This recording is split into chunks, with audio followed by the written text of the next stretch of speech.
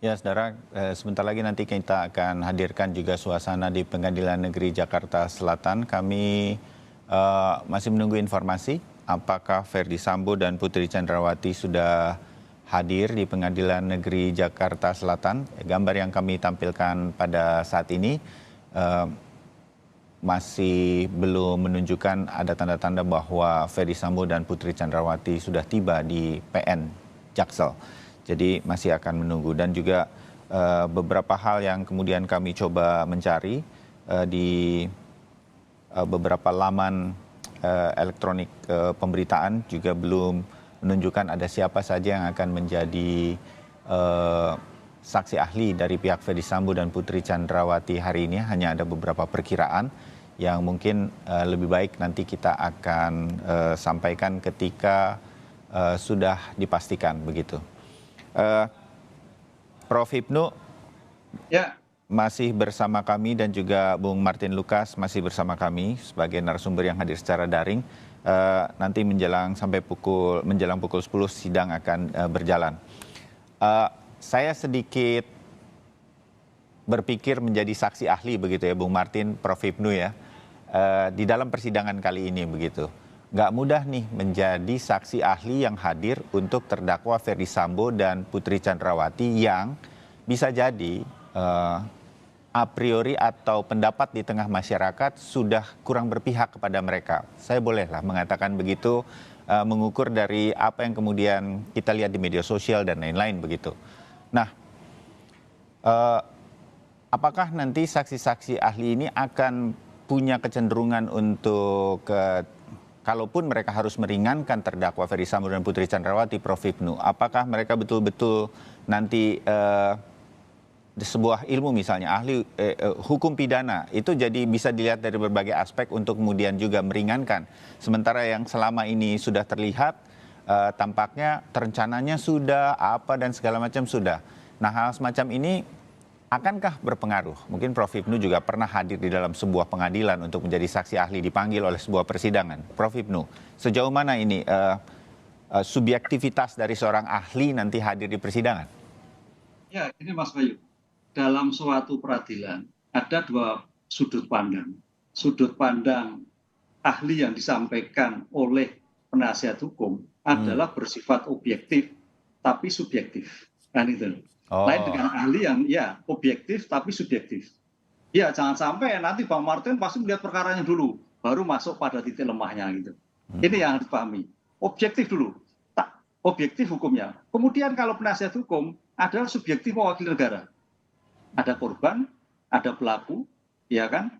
Kemudian mewakili negara, mewakili masyarakat, tapi subjektif pada hukumnya. Artinya kalau memang tidak terbukti ya dituntut bebas. Artinya kalau perannya kecil ya di hukumnya paling ringan. Nah, dalam konteks hukum di persidangan, saya sering itu Bang Martin tahu melihat, suatu ahli itu memang diberikan suatu otoritas keilmuannya. Syaratnya adalah standar keilmuan yang dipakai. Itu sumpahnya gitu. Tapi dalam benak kecilnya, karena ini yang disampaikan oleh penasihat hukum, pasti akan condong kepentingan dari penasihat hukum. Yeah. Itu yang pertama.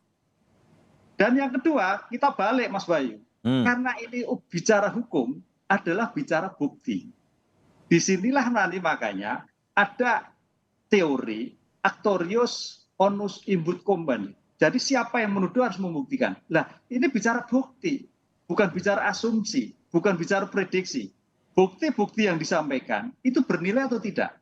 Dengan demikian, nanti kalau memang ahli yang disampaikan itu ternyata tidak bisa mengungkapkan bukti, merelasikan bukti, justru malah akan memberatkan pada yang mengajukan.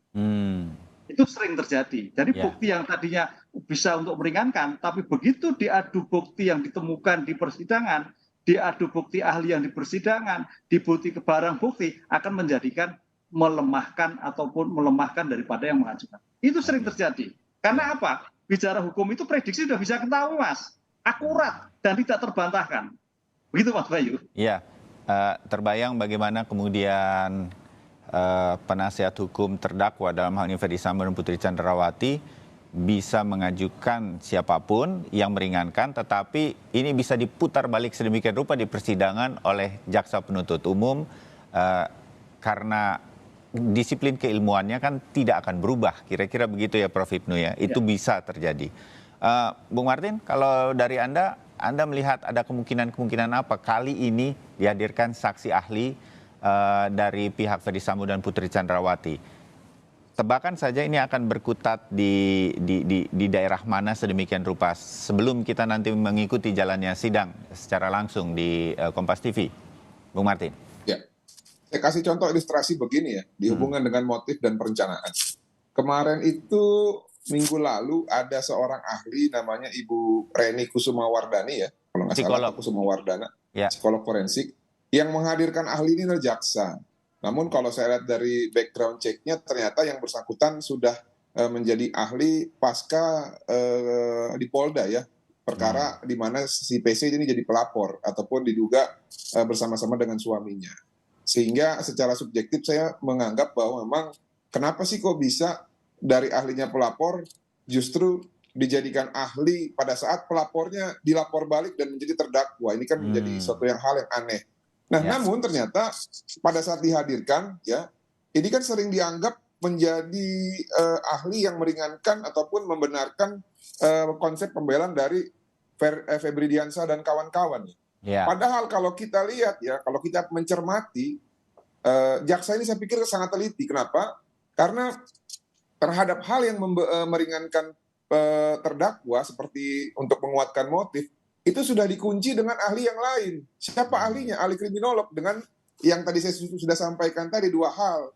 Mengunci motif tidak bisa, pemerkosaan, dan yang kedua, ahli psikolog forensik ini pendapat keahliannya bukan menjadi alat pengganti visum. Sehingga apa yang disampaikan oleh Bu Reni itu sudah terkunci dengan ahli yang lain. Namun sayangnya Mas Bayu, namanya ahli kan memberikan pendapat sesuai dengan keahliannya. Ya. Ada hal-hal yang memberatkan yang juga disampaikan oleh Bu Reni ini terkait mengenai Ferdy Sambo dan Putri. Apa itu? Ya, tadi sebenarnya sudah dibuka oleh Prof. Hipnu.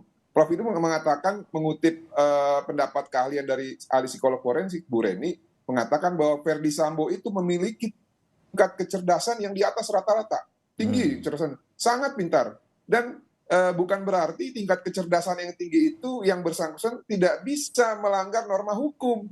Dalam keadaan terdesak, ya, yang bersangkutan bisa saja melakukan pelanggaran terhadap norma hukum. Itu yang pertama. Yang kedua, ya, Bu Reni mengatakan bahwa Ferdy Sambo itu tidak bisa membuat keputusan yang besar secara sendiri. Yeah. Harus bersama-sama. Nah, kalau kita kaitkan dengan perkara ini kan jelas nih. Dengan siapa dia buat keputusan itu gitu loh. Apakah dengan terdakwa yang lain yang juga istrinya? Nah, ini bahaya ini, makanya saya bilang. Yeah. Jangan kita glorifikasi ya terhadap hal-hal yang sudah dikunci, tapi di satu sisi yang lain ternyata hal ini justru memberatkan Ferdy Sambo, ya. Dan ini ya disempurnakan oleh ahli kriminolog yang mengatakan bahwa motif dalam perkara ini, dan saya setuju. Saya sudah sampaikan motif ini berkali-kali dari 2 bulan yang lalu, bahwa motif yang benar dalam perkara ini adanya informasi yang disampaikan oleh Putri Chandrawati kepada suaminya, ya, yang membuat suaminya terprovokasi untuk melakukan tindak pidana pembunuhan secara berencana. Dan dari 2 alat bukti ahli tadi, dari 2 keterangan ahli tadi, itu bersesuaian, Mas Bayu. Ya. Nah, makanya saya bilang, dalam pengajuan ahli, belum tentu ahli yang kita ajukan itu serta-merta seluruhnya konsep pendapat itu meringankan ataupun menguntungkan kita. Terkadang karena pendapat ahli ini memang sifatnya pendidikan ya, ataupun keahlian khusus sesuai dengan pasal 1 angka 28 KUHP, ya ada bagian-bagian yang memang disampaikan itu adalah sesuai keahliannya yang bertentangan dengan kepentingan orang yang menghadirkan dia. Demikian, terima kasih. Ya, oke. Terbayang bagaimana kemudian saksi-saksi ahli sudah menyampaikan pendapatnya dan sisi-sisi pandang yang disampaikan oleh Bung Martin, Prof. Hipnu, itu saya meyakini juga dilihat oleh majelis hakim yang sekarang memimpin sidang kali ini. Kita jeda dulu untuk kemudian setelah jeda kita akan lanjutkan lagi perbincangan kita.